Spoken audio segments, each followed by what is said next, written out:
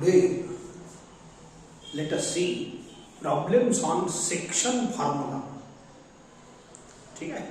So these problems belongs to exercise 2. Let us see one by one. The position vector of पहले तो हे जाऊ द्या section formula पाहून घेऊ. ओके, सेक्शन फॉर्म्युला थेरम 1 आणि थेरम 2 मध्ये प्रूव्ह केला आहे. लाईक दिस प्रूव्ह केला.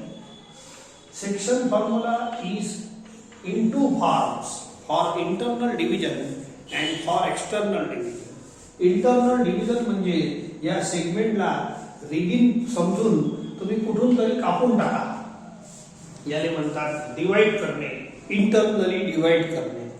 And suppose R divides segment AB in the ratio m:n.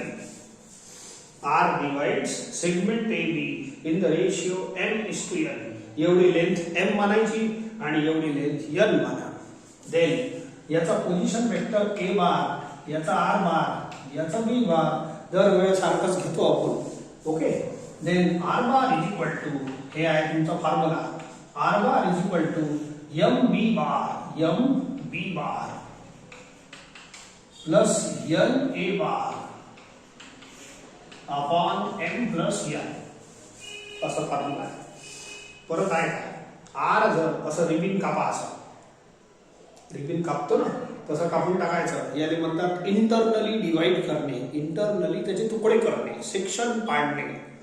याची लेंथ m माना, याची length n. We say r divides AB in the ratio m:n.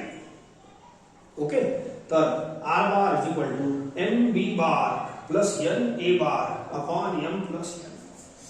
याच figure पासून एक्सटर्नलचा फॉर्म्युला लक्षात ठेवायचा. एक्सटर्नल मध्ये काय होते, हे आर या सेगमेंटच्या बाहेर राहते, बाहेरून डिवाइड करतो. बाहेरून एखादा दगड फेकलं, इकडे दगड फेकलं असं जोरानं, तर इथं तो दोन तुकडे होईल. कोणत्याही वस्तूचे दगड फेका, काही करा, तुकडे तर होतेच की नाही. तो प्रकार आहे, तिथं सांगितलं आहे तुम्हाला. पण याच फिगर पासून तुम्ही एक्सटर्नलचं, हे आर जर बाहेर असलं आणि हे बाहेरून डिवाइड करत असते AB ला, इथून तुम्ही बॉम्ब फोडायचा आणि इथं तुकडे होते बॉम्ब AB चे, तर असं एक प्रयोग सांगितला आहे तुम्हाला. So therefore this is external division.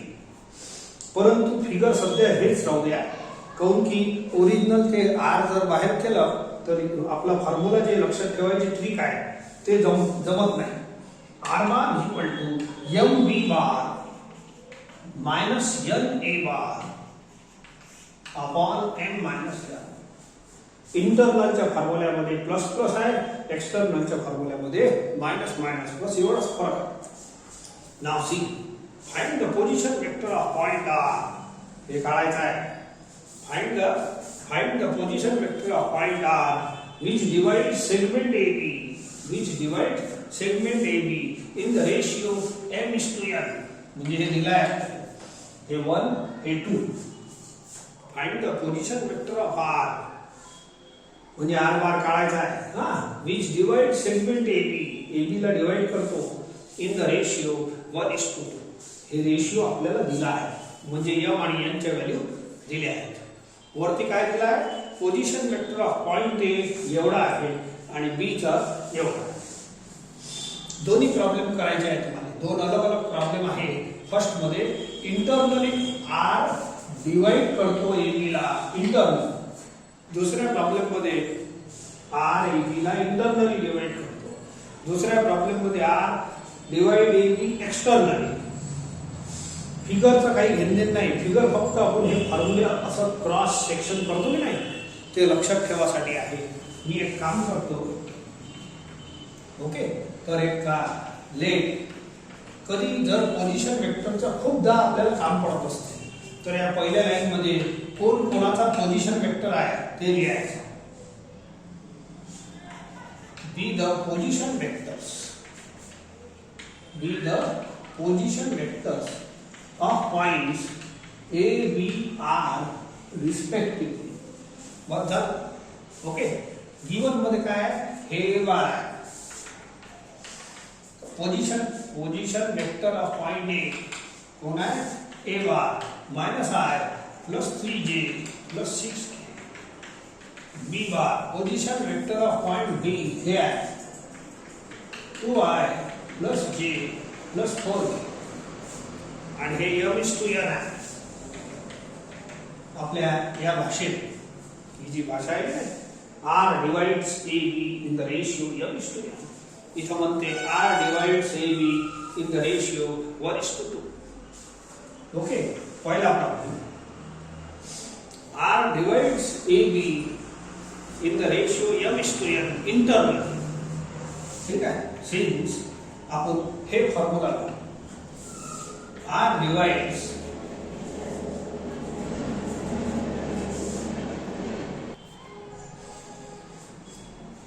Since हेच भाषा लिहिली मी r divides ab हे पहा इंटरनली इन द रेशियो हे शब्द नंतर चालते इन द रेशियो 1:2 ही भाषा लिहायची अँड आय अप्लाय पहिला सेक्शन फॉर्म्युला हे इंटरनलचा formula is easy to remember.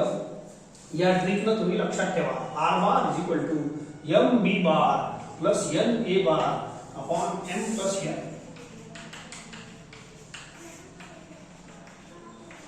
Now substitute all the values. पहा याच्यात काय काय पाहिजे a bar b bar m आणि n mi2 नाही mi1 सॉरी b बार हे आहे 2i plus j plus 4k n आहे 2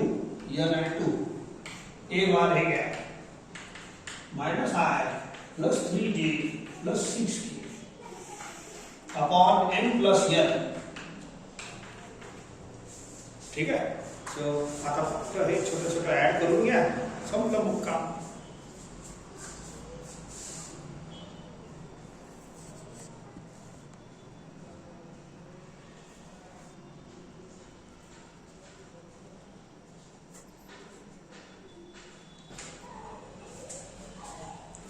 तर त्याचा वर सॉल्व करतो मी r bar is equal to okay दिसते स्टेप बरोबर इज इक्वल टू 1 शी मल्टिप्लाय करून काही फायदा नाही तर तेवढंच राहील.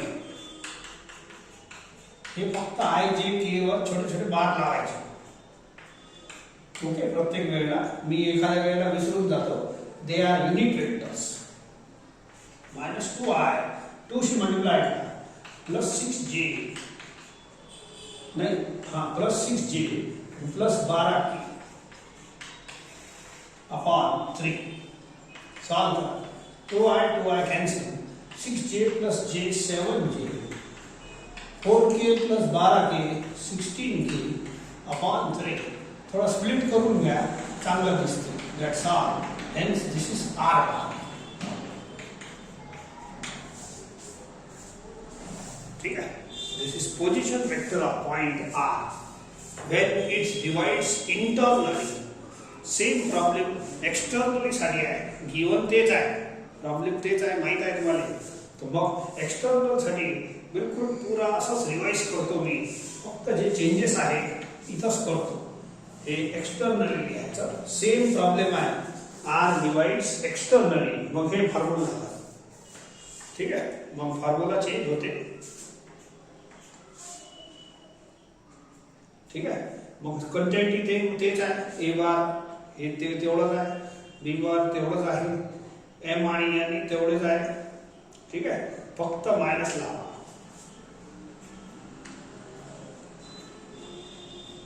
ठीक आहे सर, याच्यात कॅल्क्युलेशन मध्ये बदल होईल तेवढं सांगतो. या is equal to 2i plus j plus 4k आणि -2 शी मल्टिप्लाय करा, माइनस माइनस प्लस 2i हे -6j and -12k upon -1 हे 2 1 -2 -1 समोर वर घेतो. 2i plus 2i 4i j -6 -5j 4k -12k -8k. समजलं का? सो माइनस इकडे घ्या, सॉरी माइनस बाहेर घेऊन घ्या वरती. सिंगल माइनस आहे. 2i plus 2i 4i j -6j -5 4k -12k. ठीक आहे, मायनसशी मल्टिप्लाय करा, चांगला नाही दिसत. That's all. हे आपले आखरीला आहे.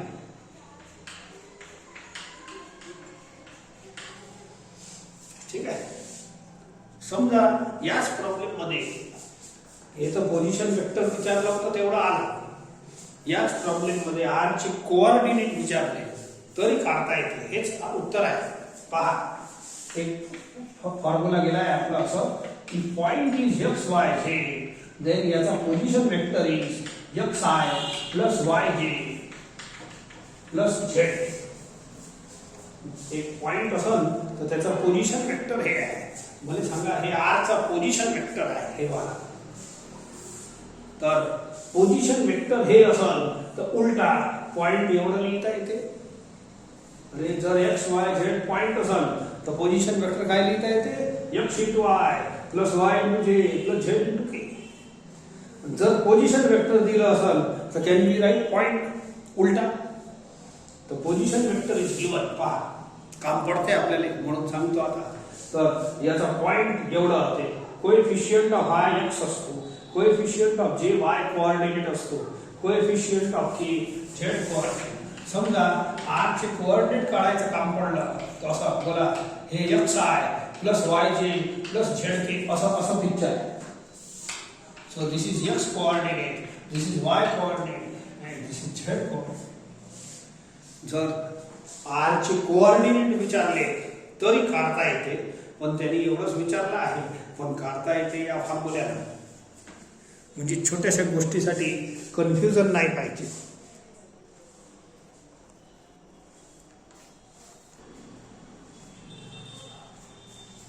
बघा, सेम प्रॉब्लेम दिला आहे, फक्त हे internal external M same.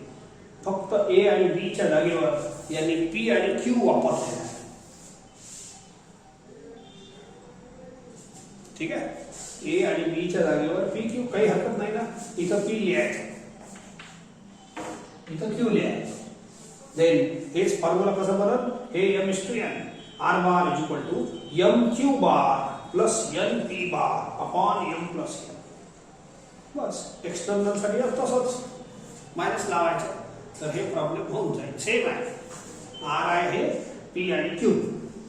Point बदलते कधी कधी. आता याच्यातही तसंच आहे. पहा, position vector of P and Q हे पी चं पोझिशन वेक्टर आहे, हे क्यू चं. असंच same.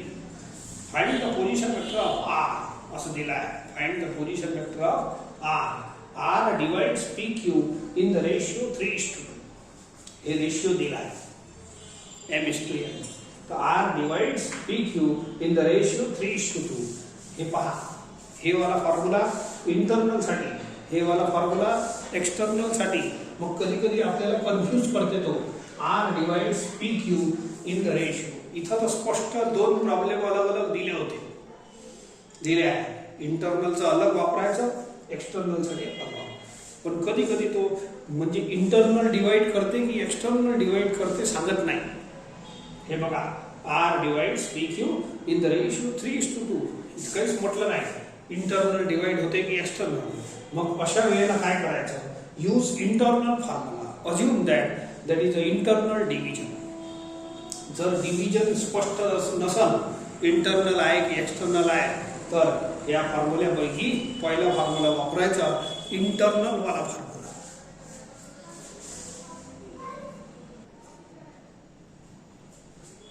Take the next question.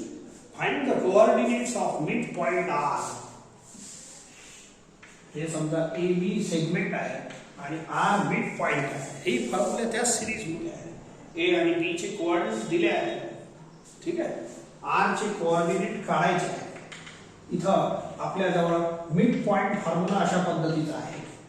जर आर ए बी चा मिड पॉइंट असते, then mid point is equal to R bar is equal to A bar plus B bar upon 2. एकदम simple formula आहे. ठीक आहे.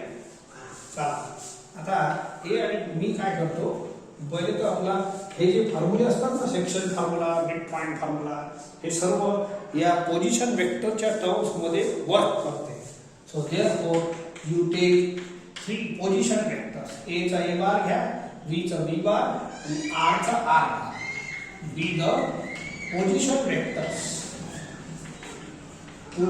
vectors of points a b r respectively.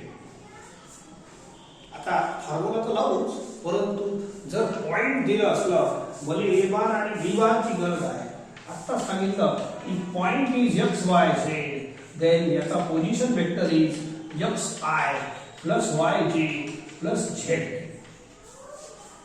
ठीक आहे. So हे point दिला आहे आपल्याला. बोलो therefore A bar is equal to x Y z आहे. तर याचा पोझिशन वेक्टर लिहा 7i minus 6j plus 12k. b bar is equal to याने लिया 5i plus 4j minus 2k. ठीक है.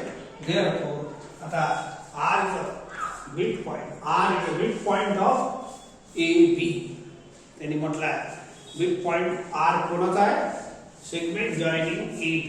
हे असं figure R is the midpoint of AB. Therefore, R bar is equal to A bar plus B bar upon 2. Nearly since R is the midpoint of segment AB, therefore, ये formula वापरा. एकदम simple च्या section formula पेक्षा simple आहे. Okay. R bar घ्या, हे sorry A bar घ्या 7i minus 6j plus 12k. b bar Gaya 5i plus 4j minus 2k. i j k वर छोटे छोटे बार लावायचे, कॅप लावायचे. बोला 7i plus this is 12i minus 6j plus 2j minus 6j plus 4j minus 2j 12k minus 2k 10k. ठीक है. You can take 2 common, 2 cancel होईल, एवढं राहते 6i minus j plus 5. पण हे काय आलं? Position vector of point r, mid point.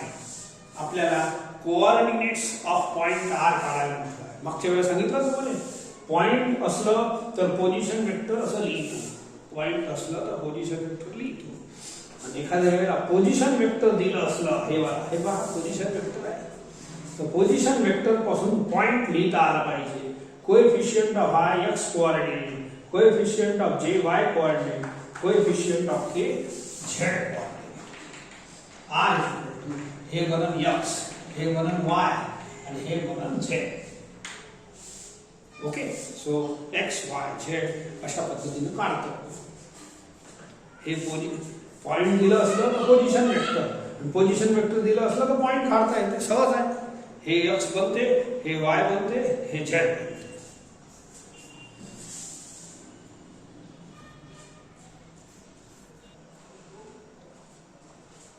पहा सिंपल प्रॉब्लेम्स चालू आहे. In triangle ABC A is equal to हे कोऑर्डिनेट आहे, B चे कोऑर्डिनेट आहे and सेंट्रॉइड G चे कोऑर्डिनेट दिले.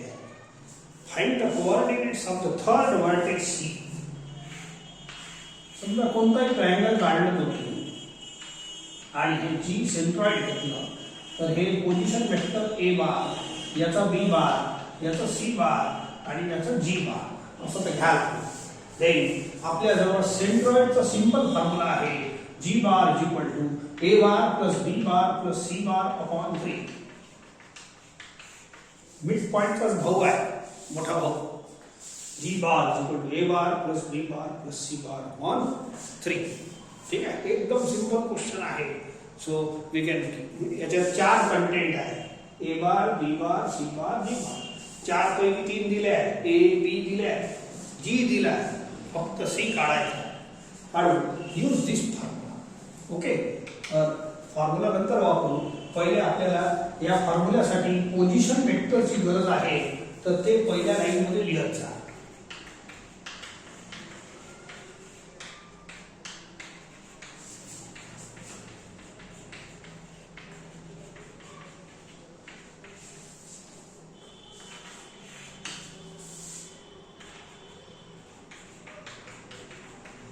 A चा position vector A bar, B चा B बार, C चा C बार and G चा G बार रिस्पेक्ट. आता या फॉर्म्युल्याला हे फॉर्म्युला सेंट्रॉइडचा नंतर लावतो. जर पॉइंट दिलं असलं तर यू राईट पोझिशन वेक्टर. हे सगळे पॉइंट आहेत, जेवढे आहेत तेवढ्यांचे तर लिहून घ्या. सो पॉइंट दिलं असला, बोला पॉइंट आहे ना एक्स वाय झेड, त्याचं पोझिशन वेक्टर असं लिहा एक्स आय प्लस वाय जे प्लस झेड के. लिहा मग ए बार 3i प्लस जे प्लस 4k. बी बार चा लिहा माइनस एक्स आय वाय जे झेड के माइनस 4i. पहिल्या एक्स ला आय शी मल्टिप्लाय करा, वाय ला जे शी, झेड ला के शी. एंड जी ला घ्या, जी बार जी बदलू minus i plus 2j plus k. ठीक आहे. Find the coordinate of C. आता आपल्याला जी सेंट्रॉइड दिला आहे, सेंट्रॉइड जी दिला आहे, तर since G is the centroid of triangle ABC, therefore by centroid formula G bar equal to A bar plus B bar plus C bar upon 3. यामध्ये आपल्याला A bar, B bar, G bar माहित आहे. काय काढायचं आहे? C bar. मी एक काम करतो, थोडंसं एक्सप्रेशन हलका करतो. जे काढायचं आहे मी असं बनवतो. बोलो 3G bar A bar plus B bar plus C bar. या दोघांना इकडे हटवून द्या तर हे असं बनणार आहे 3G bar minus A bar minus B bar आणि इक्वल टू C बार. इकडली साईड इकडे लिहितो. या दोघांना इकडे शिफ्ट केलं, ही साईड इकडे लिहिली. बोला C बार काढायचा आहे की नाही? मग C बार काढायचा आहे तर हे व्यवस्थित लागतो.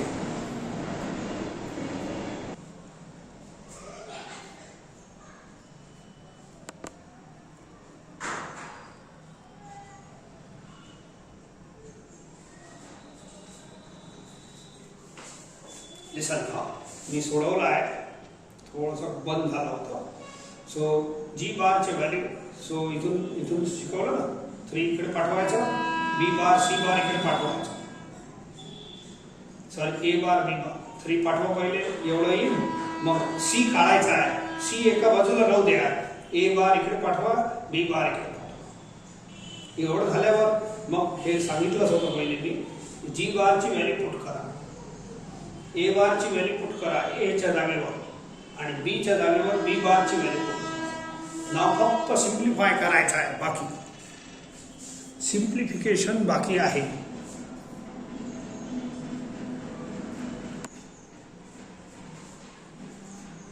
याला 3 शी तिघांना मल्टिप्लाय करा, एवढं येईल.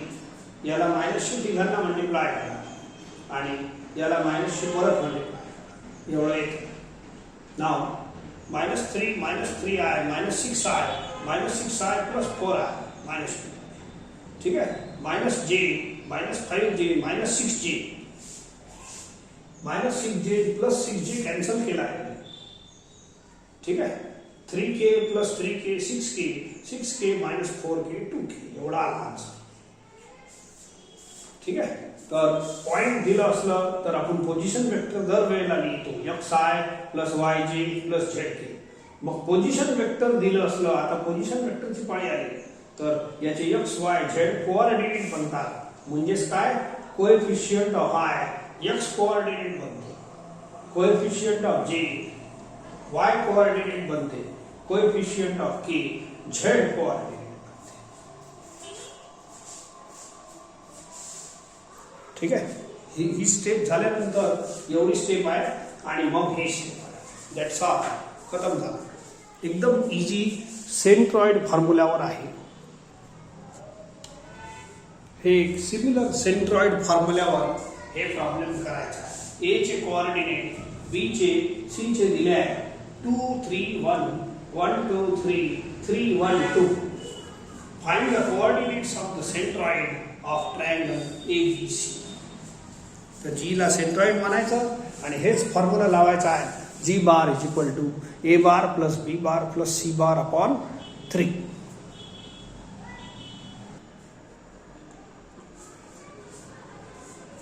एक फॉर्म्युला सेंट्रॉइड ऑफ टेट्राहेड्रॉनचं सांगितलं आहे तुम्हाला. Look here. टेट्राहेड्रॉन म्हणजे अशी एक ट्रायंग्युलर झोपडी असते. असा एक ट्रायंगल, मागे ट्रायंगल असते.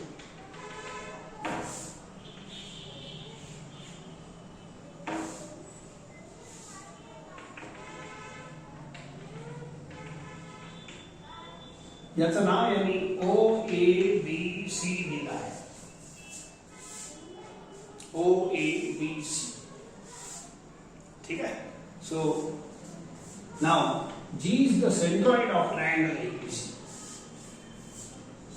G is centroid of अशी ट्रायंग्युलर एक ट्रायंगल असते, दुसरं ट्रायंगल असते, तिसरं ट्रायंगल असते आणि खाली ट्रायंगल असते.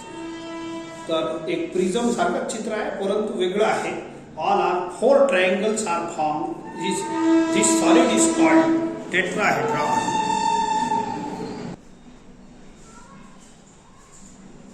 ठीक आहे. अशी ट्रायंग्युलर झोपडी असते. एक ट्रायंगल, 2 ट्रायंगल, 3 ट्रायंगल आणि खाली ट्रायंगल. आणि त्याच्या अंदर सेंटर ऑफ ग्रॅव्हिटी एक पॉइंट असते, त्याला म्हणतात सेंट्रॉइड ऑफ द टेट्राहेड्रॉन. ते कसं बनते सांगितलं आहे. पण जर हे बी राहिलं असतं, ABCD 4 व्हर्टेक्स असतात, सेंट्रॉइड अंदर बसलं असते राजेसारखं, तर या सेंट्रॉइडचा फॉर्म्युला ट्रायंगल सारखाच आहे. A bar plus B bar plus C bar plus D bar upon 4. ते ट्रायंगल मध्ये 3च असते. मग A bar plus B bar plus C बार 3. याचे 4 व्हर्टेक्स असतात, ABCD. तर हे फॉर्म्युला वापरायचा आहे. This is formula of centroid of tetrahedron. पण या वेळेला D च्या ऐवजी O आहे. O म्हणजे ओरिजिन आहे. O म्हणजे ओरिजिन, दुसरा घेताच येत नाही. ठीक आहे, काही हरकत नाही. Centroid of tetrahedron is given, हे दिलं आहे. आणि पॉइंट्स ABC आर गिवन, जे काही आहे. तर हे नंतर पाहू. पॉइंट P काय आहे, प्रॉब्लेम नंतर पाहू. पहिले तुम्ही सेंट्रॉइड कडे लक्ष द्या. हे जर D आहे ABCD, तर हे फॉर्म्युला वापरा. This is centroid formula of tetrahedron. A bar plus B bar plus C bar plus D bar upon 4. आता D बारच्या ऐवजी O बार लिहायचा. O is origin. त्यांनी दिलं नाही, हे ओरिजिन मानायचं. ठीक आहे. किंवा असं लिहितो ओरिजिन O. ओरिजिन O घेतोच आपण तसे. ठीक आहे. सो पहिले एक काम करतो, मी सर्वांचे पोझिशन वेक्टर घेऊन टाकतो. हे D न घेता O बार घेऊ. Let A bar, B bar, C bar, O bar and G bar be the position vectors of points. कोणते कोणते?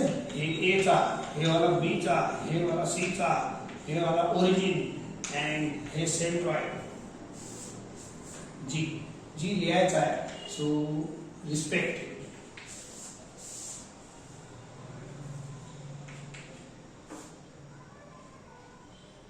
याच्या आधी एक लाईन लिहून घ्यायचा इथं. Let G be the centroid. हे लाईन नंतर लिहायचं. Of tetrahedron OABC. याचं नाव काय? OABC. छोटासा फिगर काढलं तर चालतं. ही लाईन आधी लिहिजा, हे नंतर लिहायचं. काही फरक नाही पडत खास. आता पोझिशन वेक्टरचा फॉर्म्युला वापरा. If P X Y Z is point, then what is position vector? XI plus YJ plus Z. खूपदा वापरतो. It is very important formula. Okay. याबरोबर therefore A bar is equal to AI. हे पहा, हे A bar position vector आहे. हे याने दिलेला X कोऑर्डिनेट, हे नंबर अलग आहे. म्हणजे जास्त कन्फ्युज व्हायचं नाही. हे B bar position vector of point B आहे, हे अलग असते. हे समजा आहे ना. O A bar is A बार, हे वाला वेक्टर A बार. परंतु हे जे छोटा ए त्यांनी दिला आहे तो साधा नंबर आहे, एक्स म्हणता येईल त्याला, ते राहू द्या. हे साधा नंबर आहे, 1i plus bj plus 2k. हे बी अलग आहे, हे बी अलग आहे, नाही तर कन्फ्युज व्हाल. C bar it is position vector O C bar, याला म्हणतात सी बार. आणि हे सी त्यांनी साधा नंबर दिला आहे, z coordinate 2i plus j plus ck. आणि हे आहे G bar, and G bar is equal to 1i plus 2j minus k x y z. आता सेंट्रॉइडचा हे वाला फॉर्म्युला फक्त d च्या ऐवजी o लिहा. a b c तर तेच आहे, फक्त d च्या ऐवजी o लिहायचा. Therefore, so since g is the centroid, किंवा इथं लिहिलंच आहे लेट तर फक्त डायरेक्ट लिहा. Therefore, by centroid formula of tetrahedron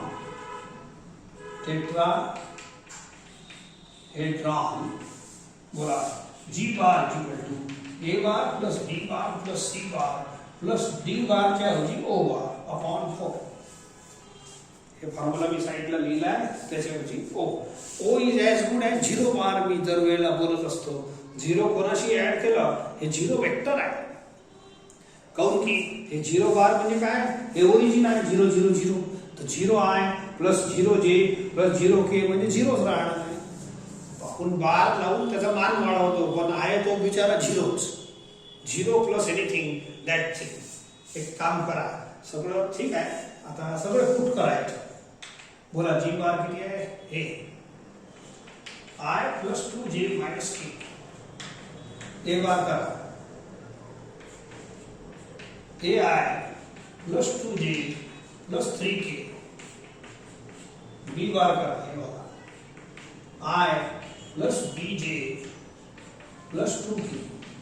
C bar करा 2i plus j plus ck upon 4. आता या इक्वेशन हे 0 ऍड करून काही फायदा नाही. याचा 0i plus 0j plus 0k होईल, ते राहू देतो. आता I will take i common, then j common, then k common, आणि मग इक्वल वेक्टरची डेफिनेशन लावून घ्या.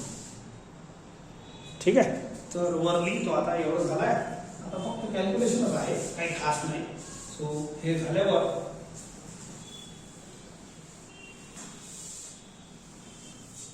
ठीक आहे. So therefore i plus is equal to करून घ्या खाली असं, इज इक्वल टू बोला i कॉमन घ्या, a प्लस 1. हे सॉरी, एक काम करा, ai बोला i प्लस 2i 3i, मग घेतो, मग कॉमन घेऊ. आता 2j हे bj लिहितो, bj ऍड नाही होणार ना, राहू द्या. 2j plus 1j 3j. आता हे ck एकटा लिहितो, आणि हे 2k वाले टर्म ऍड करा, 3k plus 2k 5 upon 4. Solve करा. या दोन मध्ये i कॉमन घ्या, प्लस या दोन मध्ये j कॉमन घ्या, या शेवटच्या दोन मध्ये k कॉमन घ्या, आणि असं अपॉन 4 आहे. तर याला स्प्लिट करतो आता, एलसीएम तिघांच्या गाडी स्प्लिट करा, काऊन की एवढ्या स्टेप आता परवडत नाही. That's all. आणि हे एलएचएस वापस लिहितो. These are equal vectors. These are equal vectors. Therefore,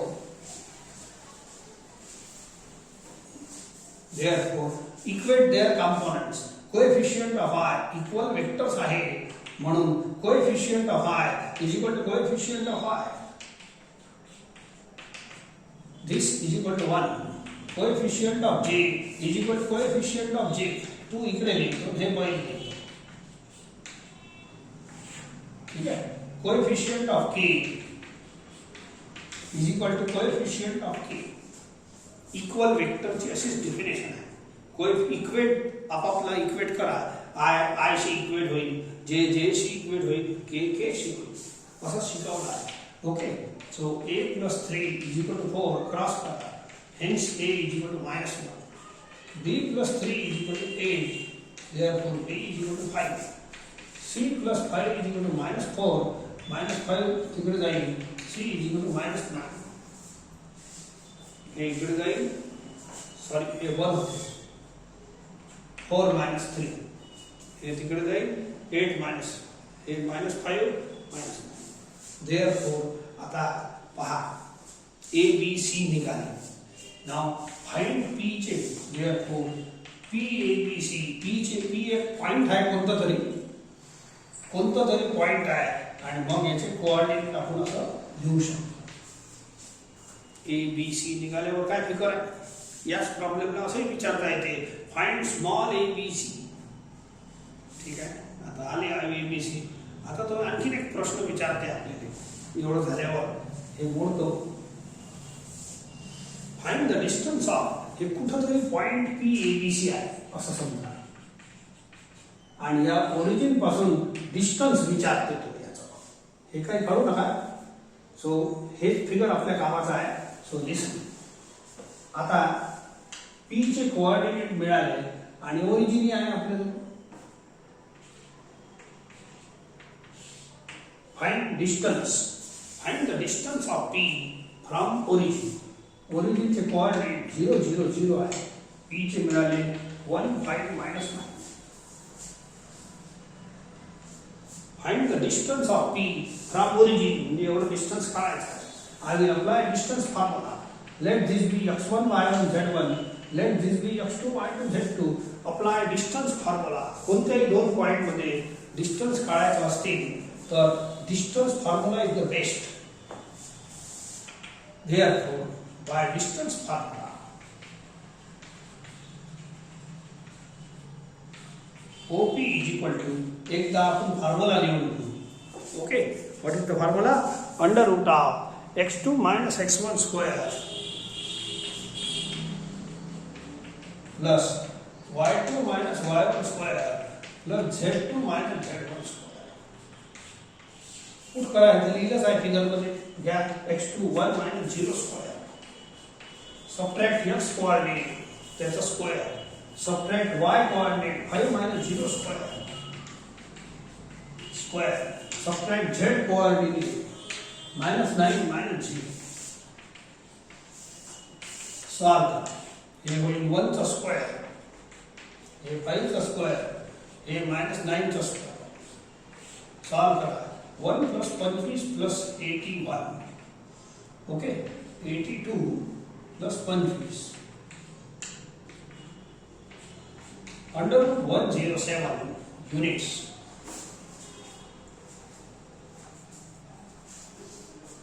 ठीक आहे.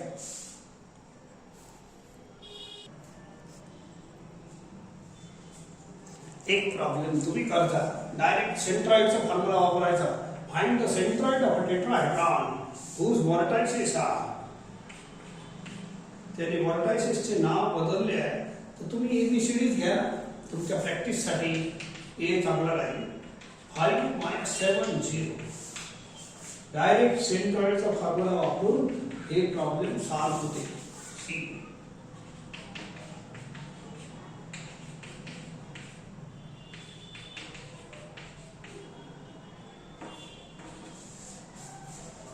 हे तुमच्या पुस्तकातलाच प्रश्न आहे. Find the centroid of the tetrahedron whose vertices are A B C D. Direct हे फॉर्म्युला वापरायचा, डायरेक्ट एकदम फर्स्ट क्लास, फास्ट आन्सर येईल, जास्त डोक्याचंही काम नाही आहे.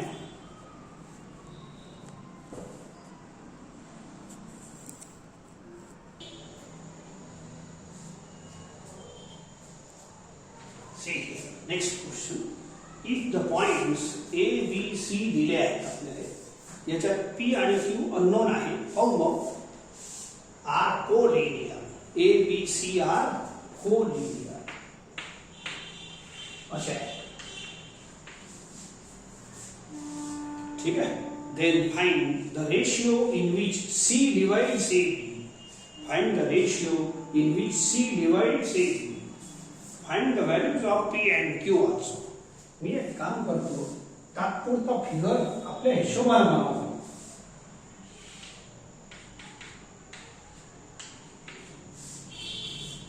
Find the ratio in which C divides AB.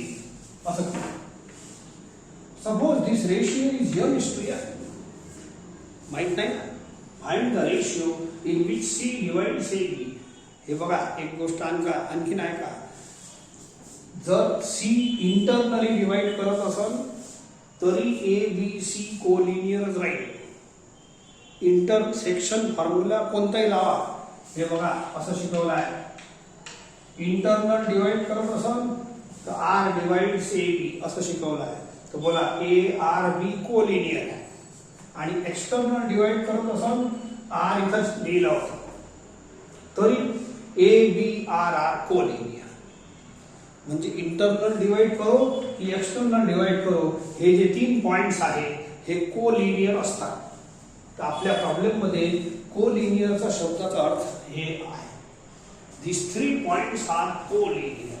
Given आहे. तर मी सध्याचा ए बी सी कोलिनियर असं मानतो. And find the ratio in which C divides AB. I suppose C divides AB in the ratio m:n. म्हणजे I claim m आणि n find करायचं आहे. मी आणखीन फॉर्म्युला सांगितला होता. कधी कधी हे कोऑर्डिनेटचा फॉर्म्युला एखाद्या वेळेस वापरतो, दररोज नाही वापरायचा. ठीक आहे. याचा पोझिशन वेक्टर ए बार, याचा सी बार, याचा बी बार. तर ओरिजिनल सेक्शन फॉर्म्युला काय म्हणते, C bar equal to m B bar plus फक्त इथं जे ओरिजिनल आर होता फक्त, या प्रॉब्लेम मध्ये सी आहे. Find the ratio in which C divides A B. तर रेशियो तर काही माहित नाही, पण फॉर्म्युला माहित आहे. C bar equal to m B bar plus n A bar upon m plus n. हे फॉर्म्युला इंटरनल साठी आहे. आणि इथं मायनस लावलं तर हे फॉर्म्युला एक्सटर्नल साठी बनते. पण आपल्याला काही माहित नाही. Find the ratio in which C divide A B. तर सी ए बी ला इंटरनल डिवाइड करते की एक्सटर्नल करते हे आपल्याला सध्या माहित नाही. म्हणजे सी इकडे आहे की सी बाहेर आहे ते माहित नाही. पण A B C are collinear एवढं माहित आहे. जेव्हा माहित नसते, मी आत्ताच एका प्रॉब्लेम मध्ये सांगितलं, जेव्हा इंटरनल किंवा एक्सटर्नलची माहिती नसते तेव्हा तुम्ही इंटरनलच फॉर्म्युला वापरायचा आहे. तर मी या फॉर्म्युल्याचा वापर करीन. किंवा याच्यापेक्षाही हे कोऑर्डिनेट आहे नाही, याच्यामध्ये एक फॉर्म्युला सांगतो तुम्हाला, बिलकुल याच्यासारखंच आहे. सपोज याचे कोऑर्डिनेट x1 y1 z1 आहे, याचे x y z आहे, सी चे हे वाले, आणि बी जे आहे x2 y2 z. Same section formula coordinate मध्ये काम करते, कोऑर्डिनेट मध्ये. पण हे कधी कधी एखाद्या अशा प्रॉब्लेम मध्येच वापरा, नाही तर ते ओरिजिनल वालाच वापरायचं. ओरिजिनल जे आहे मिड पॉइंट आहे original, P R bar is equal to A bar plus B bar upon centroid formula जसे आपण वापरले तसेच वापरा.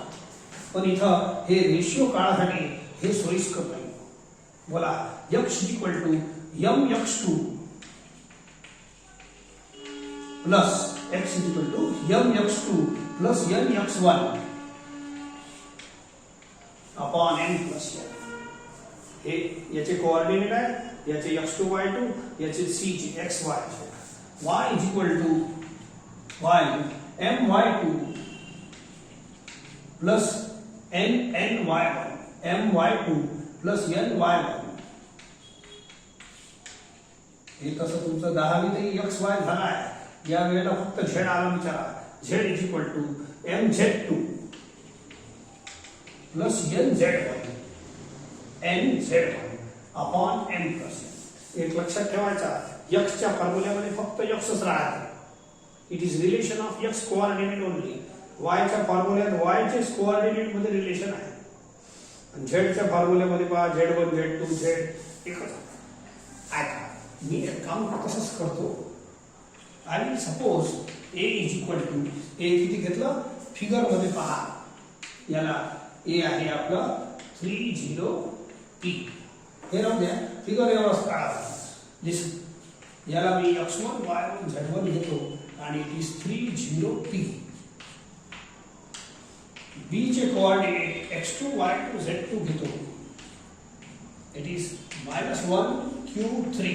हे वर c ला तात्पुरता x y z माना. ठीक आहे, x y z आहे -3 3 0 a b c दिले आहे आणि मी लेट करतो. Let c divide segment a b. हे पहिला प्रॉब्लेम चालू. c divide segment a b in the ratio m:n. ठीक आहे. आता याच्यात पहा, p अननोन आहे, q अननोन आहे, सर्व लावता येते. हे पहा, z कोऑर्डिनेट याचा अननोन आहे. मग सॉल्व करायला खूप सारे अननोन जमा झाले तर प्रॉब्लेम सॉल्व नाही होणार. मग एक काम करतो, सेक्शन फॉर्म्युला तर लावूच. c divide segment a in the ratio m:n suppose केला आहे. c divide segment a b in the ratio m:n. I want to find m and n. आणि हे फॉर्म्युला लावू शकतो, परंतु थोडं थांबा. इथं अडचण काय येणार आहे, पुढे मी सॉल्व करतो पण अडचण जाईल ना. खूप सारे अनुभव तुमच्या कामाचे नाही. मग एक एक करू पहा. फॉर एक्झाम्पल समजा मी हे तिन्ही फॉर्म्युले लावून घेतले. हे बघा, देअरफॉर बाय सेक्शन फॉर्म्युला. तुम्हाला असं नाही समजणार. हा, सो बोला x इक्वल टू, हे फॉर्म्युला कसं रीड करायचं, x equal to mx2 plus nx1 upon n plus n. We don't know whether it divides internally or externally. C A B ला internal divide करते की external, we don't know. म्हणून तुम्ही सध्या internal चे formula लावा. y is equal to my2 plus ny1.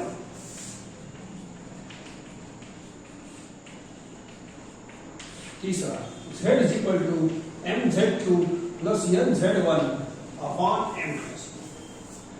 ठीक आहे. सध्या पुट करा. बोला x y z आहे, x1 y1 z1. बोला x इक्वल टू, थोडंसं सुविधेसाठी हे पहा, x पहिला x किती आहे -3, y किती आहे 3 आणि z 0. ठीक आहे. m आणि n माहित नाही. m आणि n आपल्याला काढायचा आहे. So they are not non. तर जे m n नाही माहित राहू द्या, m राहू देतो. Put x2. हे बघा, x2 is -1. n आहे माहित नाही, x1 is 3 upon n plus n. हे बघा, m राहू द्या. y2 is q. y2 is q plus n into y1 is 0 upon n plus n. बोला m माहित नाही, m आणि n. z2 is 3. z1 is p. z1 is p upon n plus n. पहा, याच्यात m आणि n थोडी अडचण देतात. इथं q आले, या इक्वेशन मध्ये p अडचण वाला आहे बघा. m n अडचण करणार. सगळे अननोन जमा झाले तर सॉल्व नाही होणार. इथं q अननोन आहे, हे तर ठीक आहे, 0 होऊन जाईल. परंतु m n q 3 अननोन आहे. याच्यातही 3 अननोन आहे, पण या इक्वेशन मध्ये 2च आहे. मी याला प्रोसीड करतो. याला इक्वेशन सध्या इकडे चालूच ठेवतो अँड आन्सर मिळतेच तुम्हाला. ओके, सो दिस इम्प्लाय दिस. या m प्लस n ने इकडे आला, -m plus 3n, -m plus 3n. आणखीन सोडवतो. आता थोडीशी जागा लागेल. -3 शी मल्टिप्लाय करा. -3n is equal to -m plus 3n. Okay, थोडं वरचं मोडतो, बाकी काम झालं आहे. प्रॉब्लेमचं काम झालंच आहे. And I will write in upper part. हे मोडून टाकतो.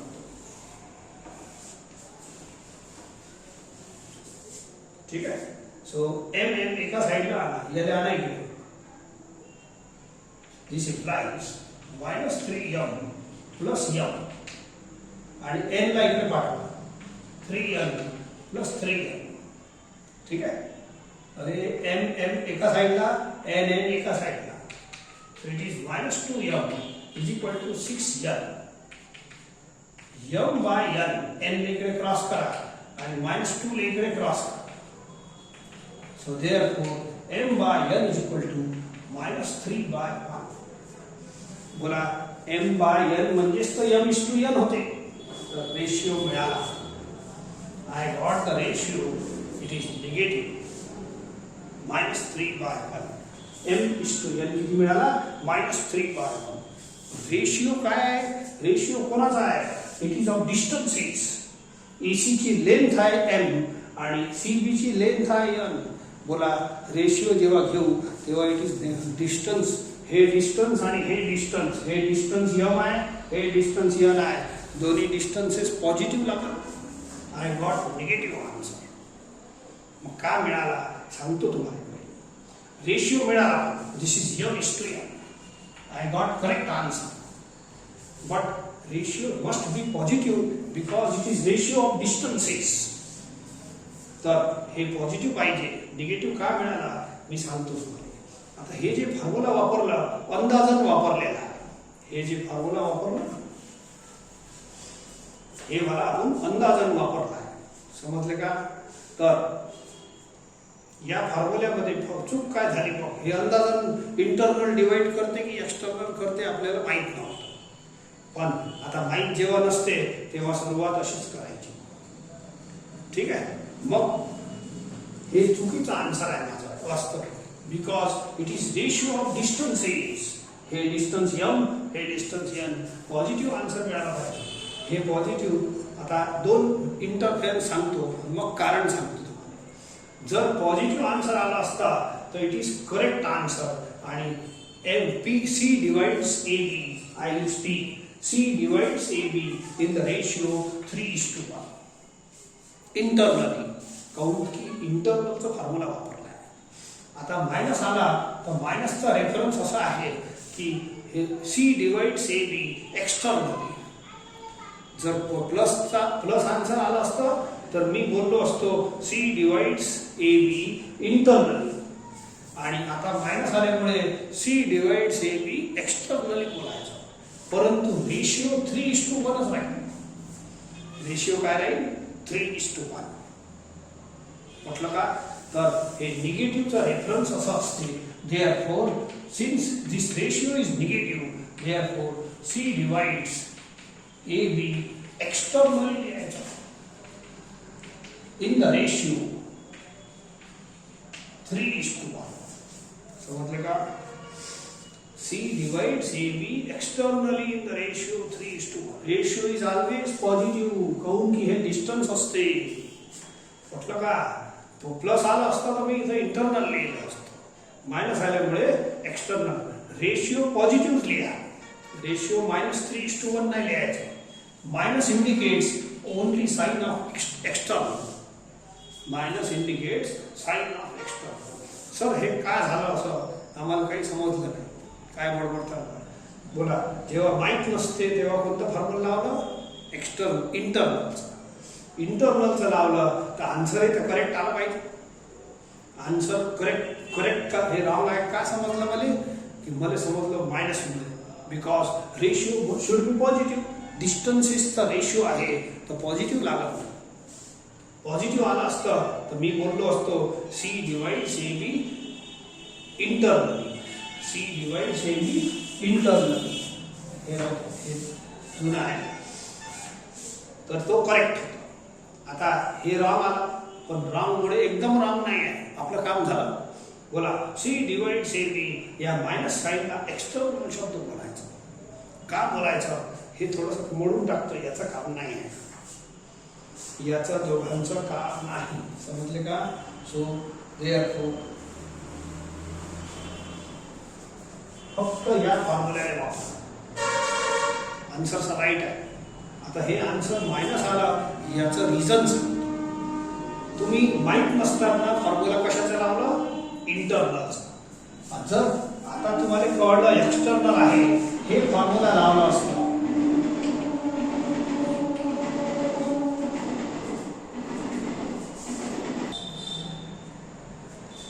मी काय म्हटलं इंटरनल माहीत नसताना इंटरनलचा फॉर्म्युला लावला तर आन्सर चुकीचा आला माहीत नसताना. पण माझं म्हणणं आहे इथं निगेटिव्ह आला negative sign indicate external division. तर मी एक काम करतो तुम्हाला एक्सटर्नलचा फॉर्म्युला लावून दाखवतो. यावर बोला एक्स पुट करा -3 हे कोऑर्डिनेट खाली दिले आहे. यम एन माहीत नाही x2 आहे -1 n माहीत नाही x1 आहे 3 upon n -1 cross multiply -m -3n. ठीक आहे -3 शी मल्टीप्लाय करा.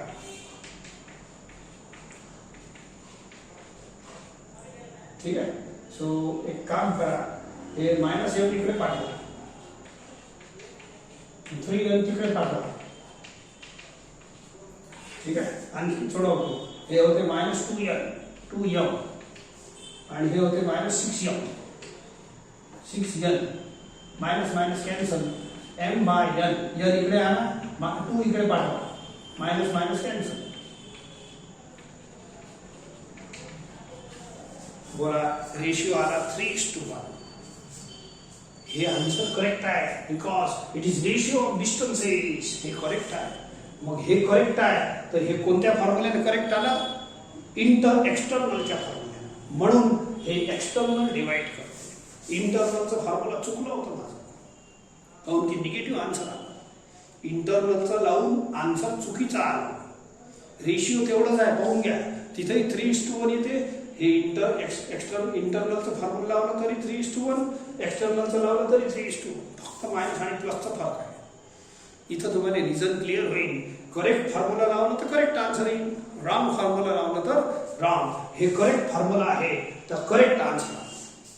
हे रॉंग फॉर्म्युला लावलं होतं तर रॉंग आन्सर आला निगेटिव्ह आला.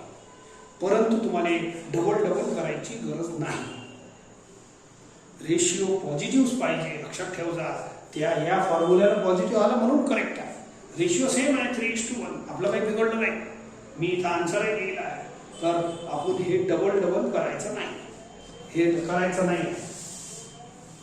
आपल्या याच फॉर्म्युल्यानं आन्सर लिहायचं. याच बस एवढं सॉल्व झालं. Because unknowingly we assume it is internal division. पण चुकीचा आन्सर आला म्हणून कदाचित हे फॉर्म्युला रॉंग आहे. आणि हे फॉर्म्युला रॉंग आहे मग राहिलेच कोण एक एक्सटर्नल आणि एक इंटरनल आणि एक एक्सटर्नल. मग एक्सटर्नल मला राईट आहे म्हणून सांगतो मी इथं रेशिओ जर पॉझिटिव्ह आला तर तुम्ही इंटरनल लिहायचं आणि रेशिओ निगेटिव्ह आला तर एक्सटर्नल लिहायचं. पण रेशिओ 3:1 लिहायचं. दिस इज यम history. n are always positive remember.